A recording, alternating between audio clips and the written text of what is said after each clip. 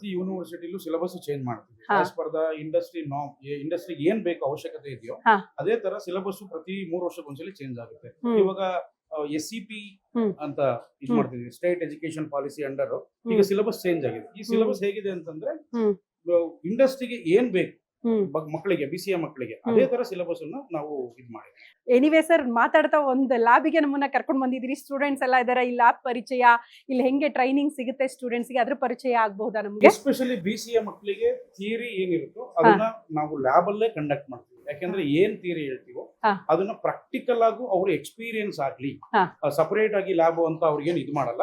Theory ಜೊತೆಗೆ ಅವ್ರಿಗೆ lab practical ಏನ್ ಪ್ರೋಗ್ರಾಮಿಂಗ್ ಆಗಿರ್ಬೋದು, ಒಂದು ಮೊಬೈಲ್ ಅಪ್ಲಿಕೇಶನ್ ಡೆವಲಪ್ಮೆಂಟ್ ಆಗಿರ್ಬೋದು, ಆರ್ಟಿಫಿಷಿಯಲ್ ಇಂಟೆಲಿಜೆನ್ಸ್ ರಿಲೇಟೆಡ್ ಪ್ರೋಗ್ರಾಮ್ ಆಗಿರ್ಬೋದು, ಏನೇ ಆದ್ರೂ ಈ ಲ್ಯಾಬ್ ಅಲ್ಲೇ ಮಕ್ಕಳಿಗೆ ಅದನ್ನ ಹೇಳ್ಕೊಡ್ತೀವಿ. ಅವ್ರಿಗೆ ಸ್ಟ್ರಾಂಗ್ ಆಗಿ ಪ್ರಾಕ್ಟಿಕಲ್ ನಾಲೆಡ್ಜ್ ಬರಲಿ ಅನ್ನೋದಕ್ಕೋಸ್ಕರ ಅವ್ರಿಗೆ most of the classes conduct in the labs.